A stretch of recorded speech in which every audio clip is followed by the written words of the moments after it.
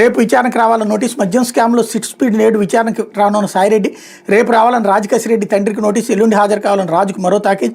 రాజు ఫోన్లు switch off 3 సార్లు డొమ్మా అన్నటువంటి వార్తని హైలైట్ చేశారు. అదే సందర్భంలో నెల జగన్ షాకులు, కరెంట్ షాకుల గురించి, కరెంట్ ఛార్జీలు పెరిగిపోతే ఇప్పుడు అది జగన్ వల్లనే అన్నటువంటి దాన్ని పెట్టుకొచ్చే ప్రయత్నం చేస్తారు. బిల్లు గుబేలు అనిపిస్తోంది, ఛార్జీలు చిర్రెత్తుస్తున్నా, నెల కరెంటు ధరల మోతలతో విద్యుత్ షాకులు ఇస్తుంది. మరి ఈ మోతలకు మూల కారణం ఎవరు? ఈ ఎగచాట్లకు నాంది పలికిన నాయకుడు ఎవరిని ప్రశ్నించుకుంటే ఒకే ఒక్క సమాధానం జగన్. మరి ఆయన హయాంలో ఏం జరిగింది? ఇప్పుడు ఈ తెప్పలు ఎందుకు వచ్చాయి? ధరాభారం నుంచి సామాన్యులు గట్టెక్కించేందుకు చంద్రబాబు సర్కారు చేస్తున్న ప్రయత్నం ఏంటంటూ ఒక పనికిమాలినటువంటి అర్ధదిడ్డమైనటువంటి అర్ధరహితమైనటువంటి స్టోరీ. ఇప్పుడు జగన్ హయాంలో ఒక లాజికల్ పాయింట్ చూద్దాం.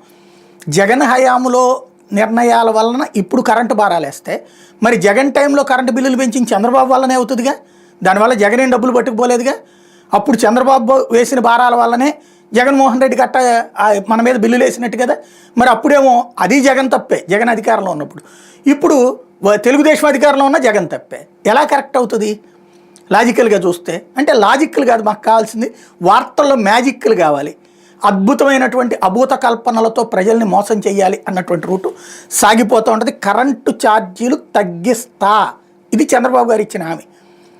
పెంచి దారుణంగా దోచేస్తుంటే దానికి జగన్ చేసిన వలన అంటే అందుకే కదా జగన్ దించింది. తగ్గిస్తానంటేనే కదా ఈయన ఎన్నుకుంది.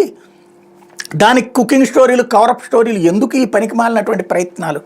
లేకపోతే వక్ఫ్ ఆస్తులేవి డీనోటిఫై చేయొద్దు అన్నటువంటి దాన్ని ఇక్కడ హైలైట్ చేశారు. టీటీడీకి డ్రోన్ వర్రీ అంటూ క్షేత్ర భద్రతకు సవాలు విసురుతున్న డ్రోన్లు కొండపైకి తేవడం ఏళ్ల క్రితమే నిషేధం. అలిపిరిలో భద్రతా సిబ్బంది నిర్లక్ష్యం వల్ల డ్రోన్లతో తిరుమలకు వచ్చేస్తున్న భక్తులు. వరుస ఘట్టలతో అధికారులు కలవరం. యాంటీ డ్రోన్ సిస్టమ్ ఏర్పాటుపై కసరత్తు. వచ్చే బోర్డు సమావేశంలో చర్చించిన నిర్ణయం అన్నటువంటి వార్తనే హైలైట్ చేశారు. బుడుక్కి పిడుక్కి ఒకటే మంత్రం అన్నట్టు తయారైంది వీళ్ళు. ప్రతిదీ ఒక పిచ్చి వార్త, పిచ్చి ప్రయత్నం చేయడం. అసలు పాయింట్ ఏంటి అక్కడ? భద్రతపరమైనటువంటి లోపాలు.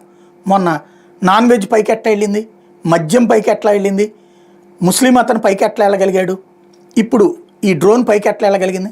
అంటే భద్రతలో ఫెయిల్ అవుతున్నారు. దాన్ని కవర్ చేసుకొస్తూ ఇంకొకటి ఏదో ఏర్పాటు చేస్తాం, ఇవన్నీ ఏ రోట్లోంచి తీసుకుపోతున్నారు అనేటటువంటిది ఇక్కడ ఆలోచించాలి. ఇప్పుడు ఆ డ్రోన్, యాంటీ డ్రోన్ టెక్నాలజీ అంటే అది ఎవరు? సైన్యం వాడేటటువంటిది. అట్లాంటివి తీసుకొస్తే ఇప్పుడు దానికోసం వేల కోట్ల రూపాయలు, 100 కోట్ల రూపాయలు తీసుకెళ్ళి ఎవరికో తగలేయడం.